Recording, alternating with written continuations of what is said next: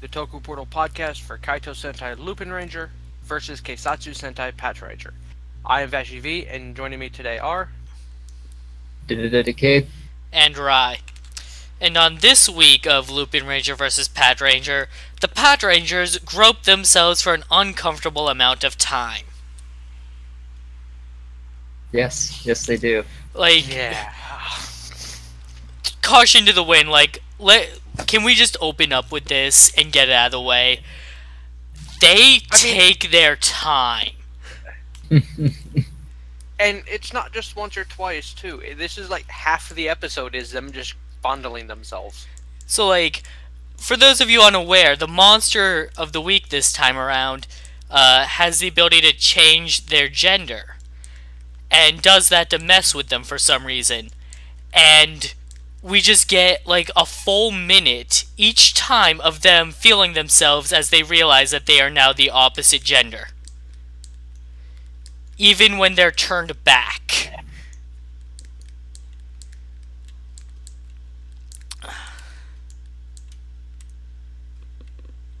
Like, what the fuck? Why do they spend so much time on it? There was an episode of Magi Ranger where red and pink swap bodies, and they go through the gestures of like realizing, but they go through it quickly, like way faster than the Power Rangers do here. Yeah, This that's is definitely an issue. this is like I get the whole quick pat down check things like that can be played off. This is for kids. Like, I can understand like checking the areas. Like, wait, really? Like, okay, yeah, but they don't go to touch it and be like, oh my god. They like hold on to it for an amount of time that is more than they need to come to the realization that it's there. Well, Yeah. I mean, I guess they wanted to make sure everybody knew that Red Pat Ichigo was packing. He just, the suit actor just straight up grabs his crotch, like no hesitation. Like at least Nigo and Sango kind of turned a bit when they did it. I mean, Nigo kind of hid his behind, his blaster. But Yeah. Red's just Yeah, Reg he's is out there just, phrasing. Red is just packing oh heat. jeez. Like, hold on. Yeah, you can kind of see a bulge from the fact that he's squeezing it. Okay, I think we'll get to that when we get there. Alright, sorry. You can go on now. Okay, so the narrator introduces the well-dressed PatoRangers. They fight some goons in black suits and fedoras.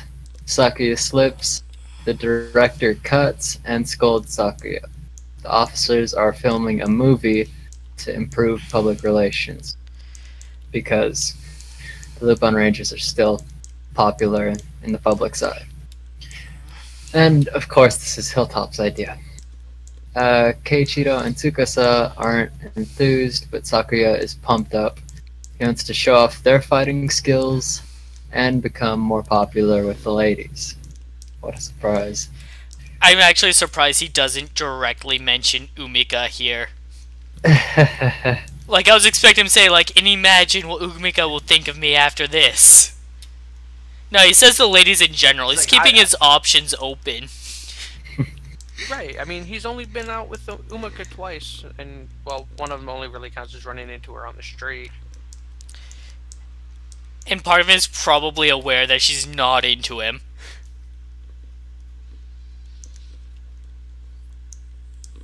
Yeah.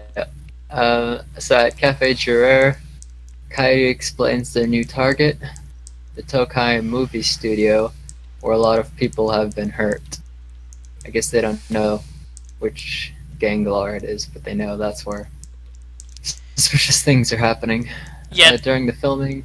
So, Yeah, what I during the- like here is that they're just working under the idea that there is a ganglar there.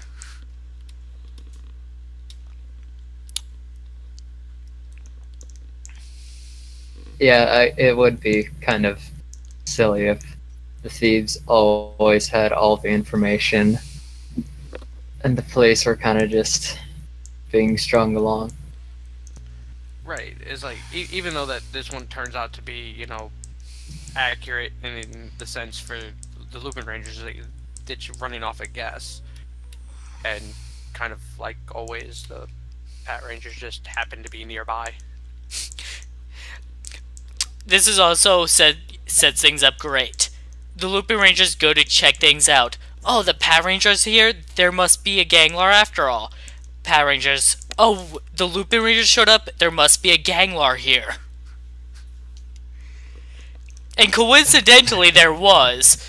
But I hope we get a similar setup in the future where there isn't. And we get both sides Right, it's like desperately this is looking for the Ganglar that doesn't exist. right, like because this is a great setup for both sides of it. It's like they see the Pat Rangers is like, oh, there must be a Gangler here, because God forbid they be anywhere for any other reason ever. And then the Pat Rangers are just doing their thing. It's like, oh wait, Lupin Rangers, shit, there's a Gangler here. And I'm with Rye. I want there to be at least 1 week where there is no monster. It's just a series of them showing up at the same place randomly and just assuming there's a monster. The ultimate wild goose chase. They start tailing each other.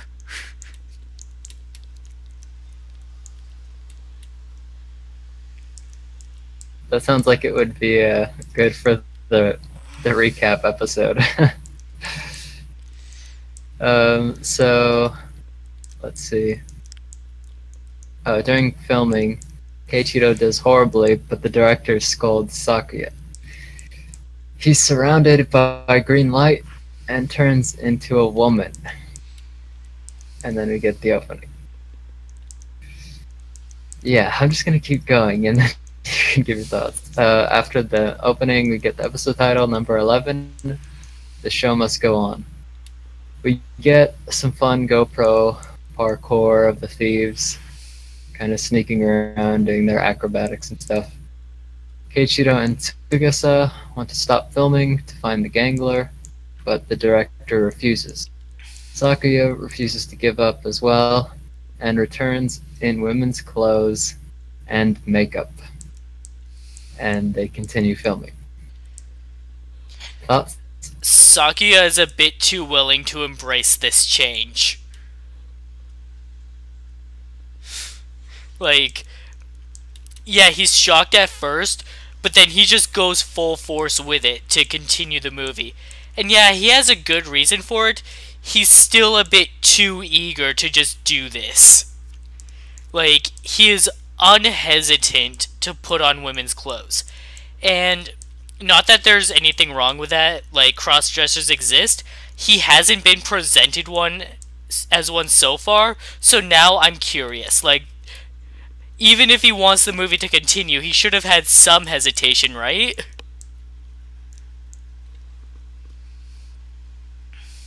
Right. I mean, he is way too accepting of the fact that he is not a woman. Like, this, if that's not the intention, this could be solved by him going, like, freaking out for a bit, like, oh god, but I really want to continue the movie, so guys, please, let's just put up with this. Like, make him seem like he's uncomfortable with it, but he's going to grit through. But instead, he's just so, like, happy to do it.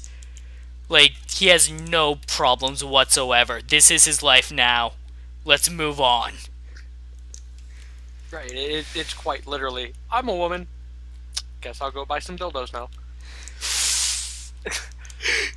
I mean, there was no hesitation. It was no thought of, oh damn, I'm never gonna get a girlfriend now. It was, all right.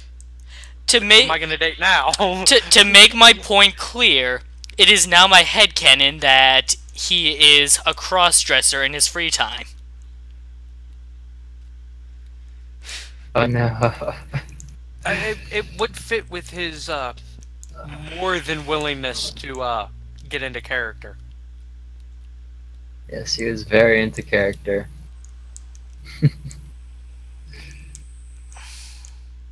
So let's see. During the filming, the thieves can't help but burst into laughter. The police open fire. The thieves Kaito change and run outside. The officers have to shove the film crew back inside before they can Keisatsu change to fight. Nigo has huge boobs and a female suit. So yeah, they play that up. The gangler Pitchcock reveals himself and changes the sexes of Ichigo and Sango as well. His collection piece also has the power to make everyone just trip, fall on their asses. So he just mocks them, saying they'd be better in a comedy, and retreats. The film crew returns, and the creepy director loves the officers' new looks. Thoughts? Now, it's about that time that the idea that it might be the director came up, and it's also about this time that I realized it is not the director. He was banging on that door the whole time. People would have noticed if he left. They would not have. The other crew members would not have still been there if the director had walked off. Other than that, I kind of find this Gangler amusing because this, as far as I can tell, wasn't in his original plan. We know that he wanted to do something with the movie to make the Ganglers look better, but he didn't change anyone's gender until after the director told Nigo he needed more sex appeal. And I think at this point he's just fucking with them for his own amusement.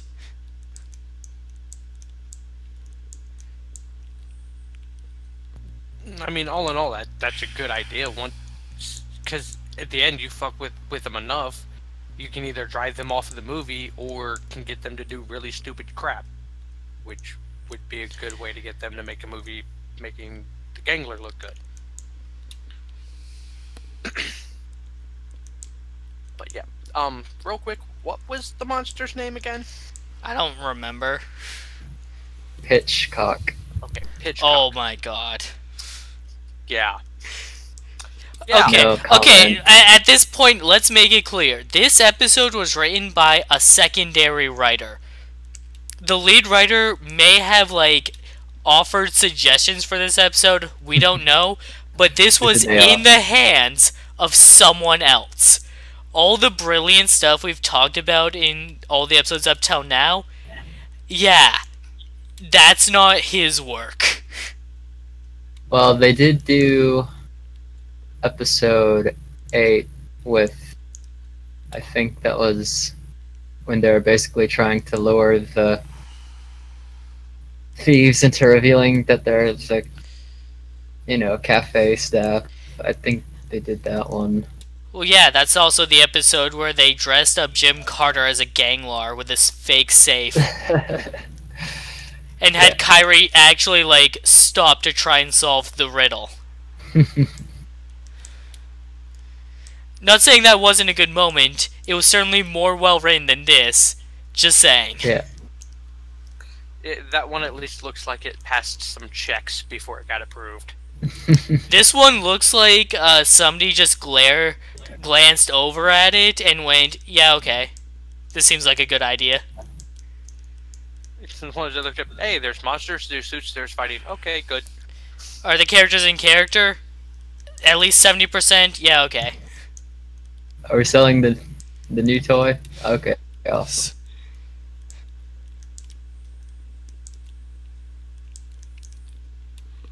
So, let's see. At the mansion, Granio's mansion, it's revealed that Pitchcock is making a propaganda film to make the Ganglars look good. And Granio's kind of looking forward to it. Sakuya insists on finishing the film because he wants the world to know how cool his senpai are. He looked up to them as a trainee, but was far from their level. And yeah, we get kind of a flashback. One day during training, he collapses, but Keiichiro and Tsukasa encourage him not to give up. The director hands them the new script. Yeah, what did you guys think of that backstory? I liked it. Um, I do like that Doug Ranio is getting into like some of the different activities, especially the ones that are like just straight up kissing his ass. And like so this and the Art Forger from like episode 3, I don't even feel like these guys are trying to be the successor. I feel like they're just trying to flatter their boss in his last year of glory.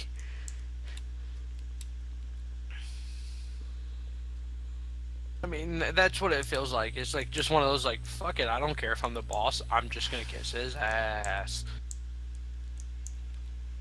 I mean, beyond that is like, cause seriously, what? How would this get him anywhere It wouldn't. within the organization? This is literally just a kiss ass move. It would just make him look good amongst the ganglars, and that's probably all he wants. Some recognition for the work he can do, and doesn't try for the work that he knows he can't. It's like, but yeah, I like it. I do like the fact that the Don is basically just okay, cool. Let's see how this goes.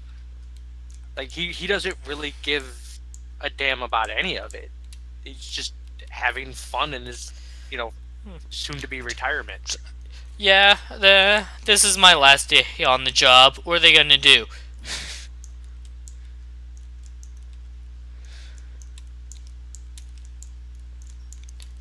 Although I would love it if like he isn't actually planning on retiring, and like this whole thing was just to see how they react to him saying he's going to, and he's just like, cause he's just bored. Because what else? Jeez. What else is an immortal going to do? Like he's lived what 1,000 years already. He's done it all. Now he just wants to see what other people do. It's like that, and if you think about it from a logistics standpoint, this is a good way to weed out all the usurpers. Oh yeah, he actually doesn't even seem phased by how many are being killed off. Or by what lengths any of them are going to actually take his place. Like, he knows Destra's up to shit, and he's just like, whatever. Yeah, do your thing, buddy. Like, I would not at all be surprised if the retirement was just a ploy. In fact, it might even make him a better villain. Because, like, as it stands now, he's basically not a villain. He's Beyond kind the of fact just that he's like... running it. He's kind of just like a neutral party watching the villains what they do. Because, like, from a hierarchy standpoint, it's like he's not really leading them. They're all doing whatever they want.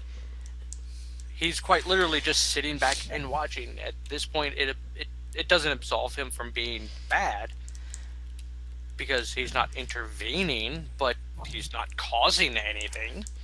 He's probably done a lot of horrible things in his prime, but that's past. Yeah, now he just wants to chill, and he's not really causing any problems. He's kind of a villain who's not really doing anything villainous yet. Which is kind of unique, actually. The last time we had a main villain that didn't do anything was, I believe, the main villain of Shinkenger, who all he did was sit around getting drunk, complaining that things weren't going well for him. That is a good example. At least Ogranio's having a good time with it.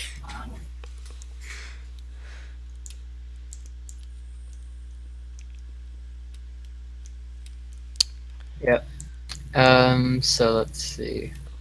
Tsukasa and Keiichiro figure that the director is probably the Gangler. The narrator fumbles over himself when he's introducing the new officers and their new gender-specific names, I guess. Except for Tsukasa, because she kind of has a neutral name. Yeah, it's gender neutral. So So that's good. Yeah.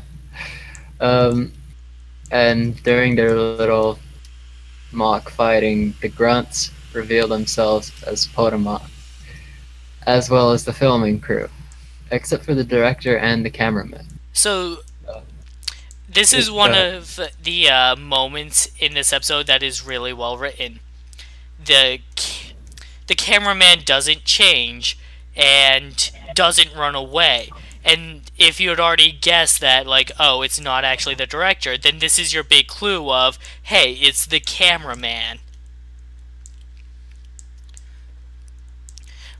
Also, something that was kind of glanced over earlier during like the attempted filming, when the thieves see like Kyrie's awkwardness or Keicho's awkwardness with female Sakuya, and then Kyrie just bursts out laughing.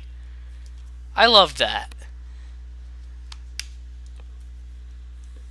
Like that was a good way to get them noticed, because it is kind of unexpected to see them react that way, which I guess shows just how funny it is. Even Tuma was laughing; he was just stifling it enough. Right, and then like the part of that I liked was also their henshin, because it was pretty much just lay on the floor. There was nothing classy about it. It was just, yeah, duck and cover. Oh, another thing I forgot to bring up when Tsukasa is turned into a guy and she realizes it, she immediately proceeds to start like wiping her hand off on the asphalt. Yeah, I, that was I just thought that was a pretty nice good. little touch. Like, oh god, I touched it. Yeah, but like even with the setup of everybody thinking it was the director, that, because I mean, aside from using logic from what we saw, it makes sense. I mean, any normal person would have been, nope, I'm out. With the exception of apparently the director and Sakuya.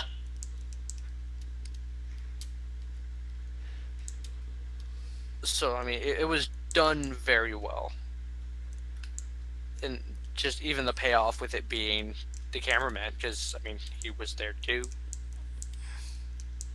And in terms of the first meeting, it would also explain why nobody really paid attention to him disappearing. Filming was stopped at that point, so perfect time to go play Mr. Monster.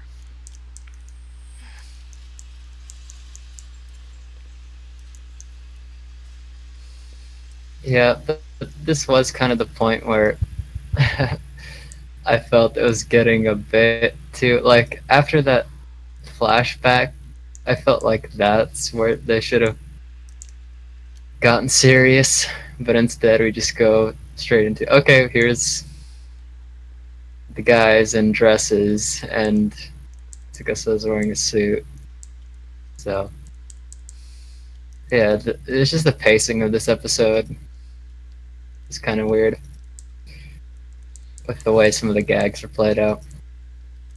But anyways, they Keisatsu change and fight. The creepy director is ecstatic about the fight. The Lupin Rangers show up and surround him, as well as the PatoRangers. But Nigo knows that Pitchcock is the cameraman. And yeah, the cameraman reveals himself.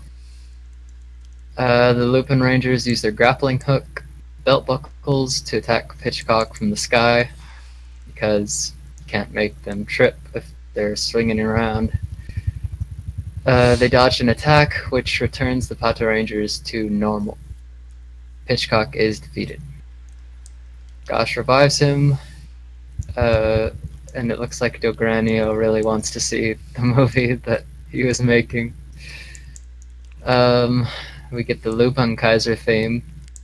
The Blade vehicle is hit during the fight and turns into the Hammer vehicle. And they just beat him with that. He's a pretty weak villain. So after he's defeated, the director wants to restart filming. And we get just a little bit of dialogue at the end, but basically, the movie is a flop. Episode end. Thoughts? Okay, so a few different things because there's a lot to talk about in that. First off, we didn't really talk about why Sakuya wants to do the movie so badly. Because he idols Keiichiro and Tsukasa and wants to show the world like how awesome they are. And I can respect that. The problem is He someone also is wants to do it to get chicks. and get chicks. The problem is that someone is clearly fucking with the movie, and that is clearly going to hamper the movie. He should be smart enough to realize, like, this isn't right. We need to do it properly. But whatever.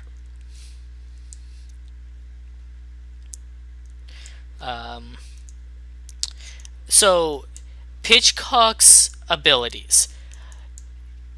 Him changing people's gender is his inherent ability. What he gets from his collection piece is just making people trip over themselves. Like, that's it. How often does that come up for him, aside from, like, getting away from others? I don't know. I feel like he got kind of gypped on his collection piece, is all I'm saying.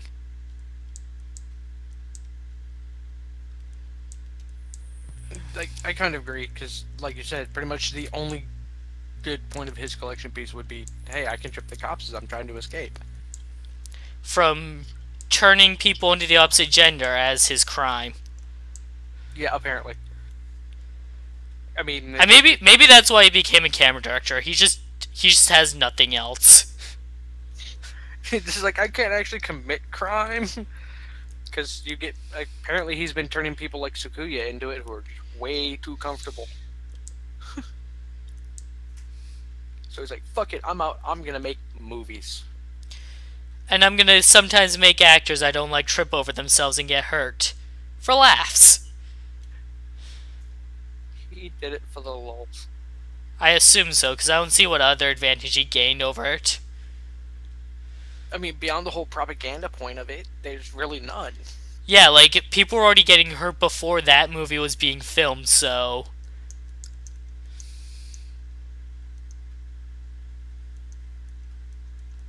and then the sword piece turning into a hammer.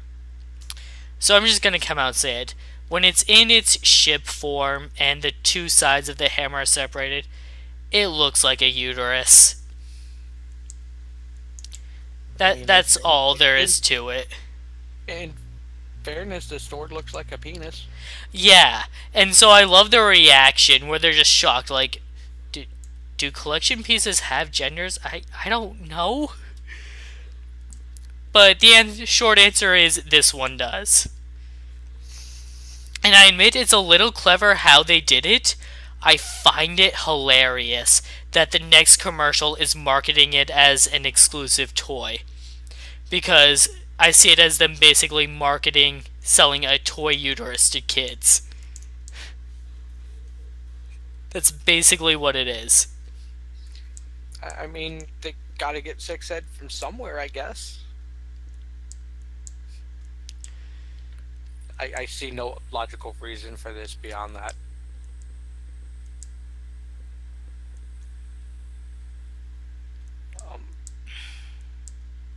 So yeah, beyond that, I got nothing for their decision for that. Beyond, hey, do toy.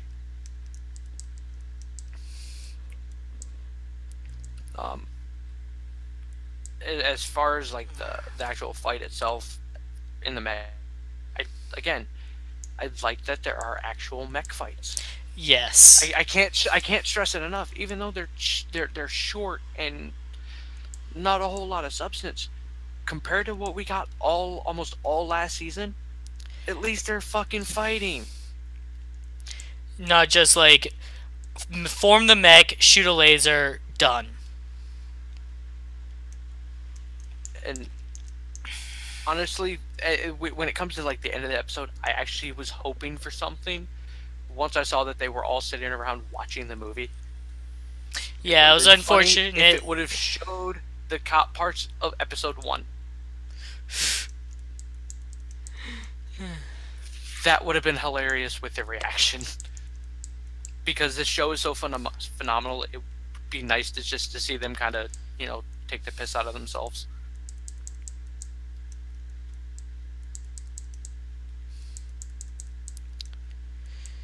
Also, and I was thinking about this during my second time through with the episode. Like, okay, so I get the trope. So, first off, obviously all these characters are actual actors and know how to act. They're just pretending they can for the gag of the show. I get that. Why does it always have to be that they can't act? Or like you have an actor that actually can't act, but in their case, like, or like they're playing a character that's supposed to not be that way, but then they're played up like the ones that can. I guess that one doesn't really come up much. But why is it that like every time the gag is, oh, they can't act, even though they're actually actors? Like, I get there's like a bit of an irony twist to it, but still, why can't one of them just be a good actor, or at least a decent one? It's just a trope that I'm sick of, is all. It's not a bad one because sometimes it's funny. I just don't find it all that funny though. I think it's more the fact that it gets overused too much. And in some cases, it kind of like doesn't even flow with the character well. I find because it's like, yeah, okay, maybe they are camera shy. This has never come up before. Like, I think what kills it for me in this one is solely the fact that they're freaking cops. They do undercover work in theory. They should know how to act. As a matter of fact, during one of the films we see being shot, Keiichiro does a really good performance of his lines. In fact, so is Sakuya. And then the whole thing is supposed to be a flop. It's like, but from what we actually saw filming before all that gender changing stuff got involved, it looked fine. Were the actual actors themselves accidentally doing it too good? Right, because I mean, like, even the fight scenes started to look a little good, even when they were, you know, the opposite gender. I mean, you could chalk it up to the fact of the script being rewritten so many times it sucked. Okay, so if the That script, is a thing that happens. yeah, I can imagine if like the script itself is terrible, but the way it was presented was that like Keiichiro comments on that he's not bad, and then the others are like, oh god, he's terrible, and that's the part that I have a problem with. I mean, I'm kind of complaining over nothing here. I get that. It's just I'm sick of this gag and I don't like it.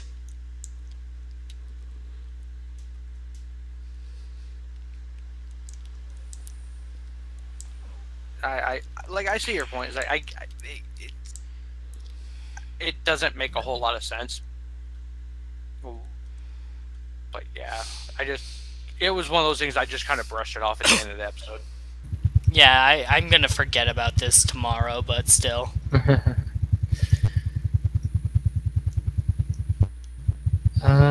Well, I think that about covers that.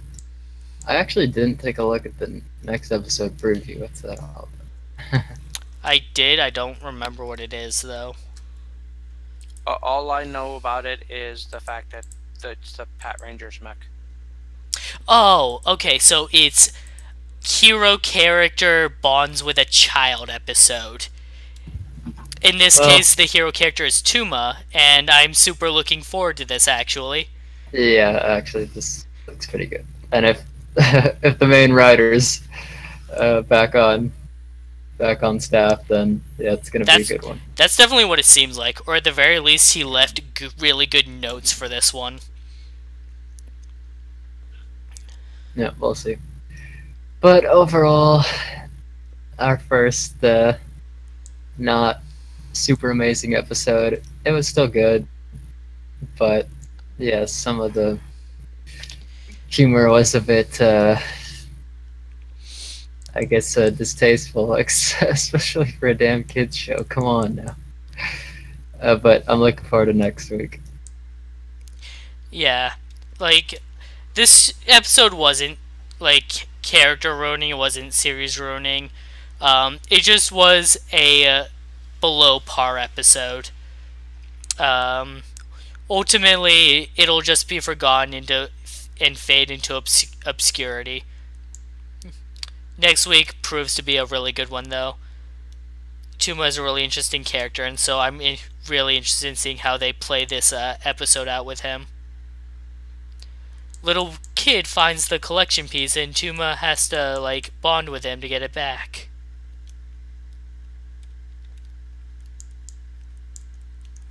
Like, all in all, it was an okay episode for me. Way too uncomfortable on the length of time on crotch grabs in this episode. Um, but yeah, I'm looking forward to the main writer having a little bit more control over it now, and next week does actually look interesting.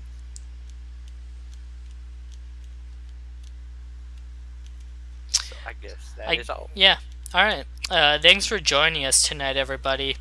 We'll be back tomorrow with more Kamen Rider Build. We got some heavy revelations in that series going on. And back next week with more LupinRanger versus PatoRanger. See you next time. Thanks for listening. Thanks for listening. See you guys next week.